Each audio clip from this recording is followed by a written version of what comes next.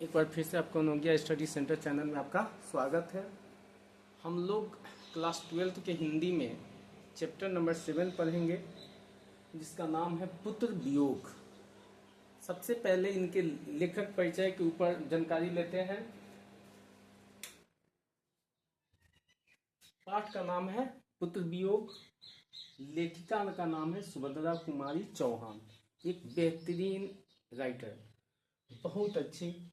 इनका जन्म हुआ था 14 अगस्त 1904 में, यानी 1904 में।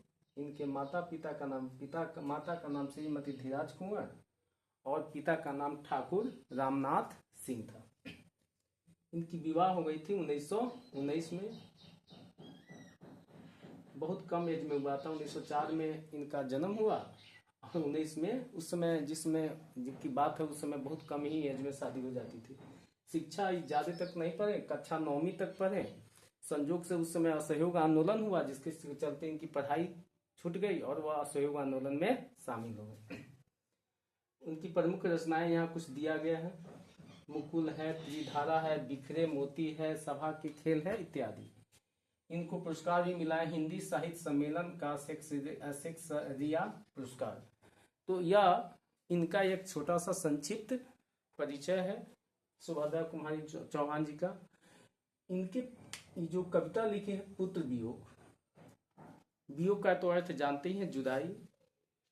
बहुत उनका एक पुत्र हुआ था और पुत्र के मरने के बाद वो थोड़ा सा बहुत बेचैन हो गई थी, उनको बहुत कष्ट हो गई थी। वह बहुत लगभग 6 महीना के करीब में वो बीमार पड़ रही थी। तब उन्होंने अपने बेटे की याद में इन्होंने एक कविता लिखी, खुद अपना बेटा की मृत्यु के बाद। और इस कविता को जब पढ़ेंगे आप, तो आपको भी तकलीफ होगी, क्या कि इसका एक एक लाइन आप ऐसा लगता है कि जो हर एक माँ को भी तकलीफ देती है। इस कविता का पहला लाइन है, आज दिशाएं भी हंसती है, उल्लास विश्व पर छाया, मेरा खोया हुआ खिलौना अब तक मेरे पास न आया। सभी दिशाएं हंस रही है। एक माँ यानी सुभद्रा कुमारी चौहान वो कह रही कि सभी दिशाएं हंस रही है, विश्व में उल्लास है, खुशियां हैं, सब लोग आनंद में हैं, लेकिन मेरा खिलौना, खिलौना मीन्स पुत्र, वह अब तक मेरे पास न आया। अर्थात जो वह चला गया है वह मेरे पास वापस नहीं आया। तो देखिए कितना सुंदर लाइन है। शीत न लग जाए इस भय से, नहीं गोद में जिसे उतारा, काम छोड़ काम दौड़ कर आई, माँ कहकर जिस समय पुकारा। शीत न लग जाए इस भय से, नहीं गोद से उसे उतारा। यानी माँ कह रही है कि जब ठंडा का मौसम होता है तो उसे ठंड न लग जाए जमीन पर, इसीलिए उसको गोद से नहीं उतारती थी। छोड़ काम दौड़कर आई, माँ कहकर जिस समय पुकारा। वह जब भी बच्चा, जो सुभद्रा कुमारी चौहान जी ही नहीं, किसी अन्य की भी पुत्र हो, जब बच्चा चिल्लाने लगता है तो माँ सब काम धाम छोड़ करके वो दौड़ करके आके बच्चे को गोद में उठा लेती है। थपकी दे दे जिसे सुलाया, जिसके लिए लोरियां गाई, जिसके मुख पर जरा मलिनता देख आंख में रात बिताई। थपकी, जब आप भी, आपको भी थपकी मिला होगा। जब हम सभी छोटे बच्चे होते हैं, जब रात में नहीं सोते तो माँ थपकी दे देकर हम लोगों को क्या करती है, सुलाती है। तो वही है यहाँ पर, थपकी दे दे जिसे सुलाया, जिसके लिए लोरियां गाई। बहुत सा अब तो लोरी गायब हो गई है। अब तो बच्चे, माँ जो है बच्चे लोग को मोबाइल दे देकर सुलाती है और माँ जो है अपना दुनिया में है। लेकिन उस समय जिसमें सुभद्रा कुमारी चौहान जी की बात है, उस समय सही में माँ जो है बच्चे को गीत गा कर सुनाती थी। उस चीज को लोरिया कहा जाता है। और जब भी रात के समय बच्चे का चेहरा मलिन हो जाने पर वह रात भर बैठ करके अपने बच्चे की देखभाल करती है।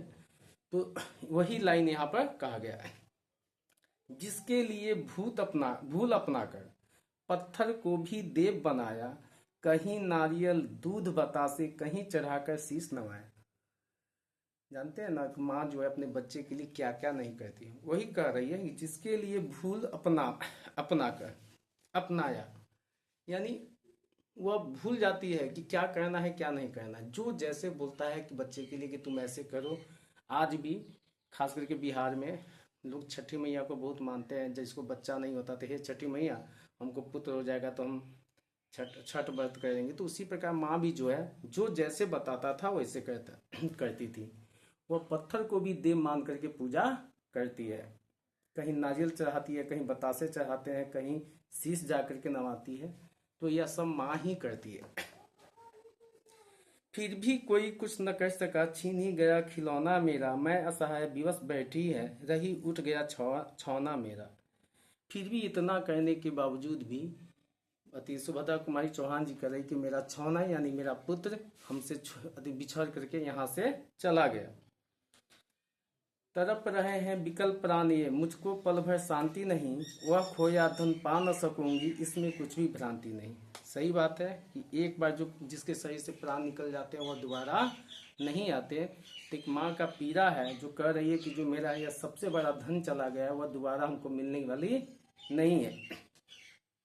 फिर भी रोता रहता है, नहीं मानता है मन मेरा, बड़ा जटिल नीरस लगता है सूना सूना जीवन मेरा। वह एक माँ जो है भले ही 6 महीना हो जाए, साल भर हो जाए, लेकिन बच्चे की याद हमेशा आपके माँ के मन में रहती है। वह जब भी अकेला बैठती है तो बच्चे का याद करके वह रोने लगती है। और एक माँ का जीवन हमेशा सुना सुना लगता है। यही लगता है कि यदि एक बार यदि पल भर को भी उसको पा जाती है, जी से लगा प्यार से सर, सहला सहला उसको समझाती है। यानी इनको लगता है कि अभी भी हमको मौका मिल जाए कि मेरा बेटा आ जाए तो मैं उसके सर पर हाथ फेर फेर कर उसे समझाऊंगी बुझाऊंगी। मेरा भैया मेरे बेटे, अब माँ को यूं न छोड़ न जाना, बड़ा कठिन है बेटा खोकर माँ को अपना मन समझाना।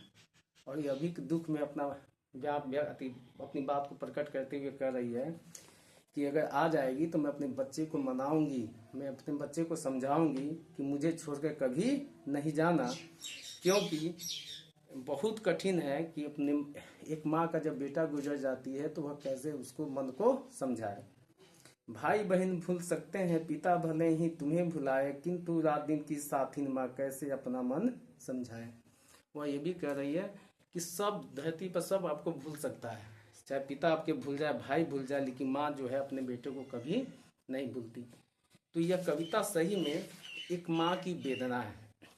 एक माँ से जब बच्चा बिछुड़ जाता है तो माँ कैसे तड़पती है, इस कविता के माध्यम से यानी पुत्र वियोग के माध्यम से वह समझाने का प्रयास कर रही है। उम्मीद है कि आपको ये कविता का भाव आपको समझ में आया हो। अगर अच्छा लगे तो आप लाइक और सब्सक्राइब कर देंगे।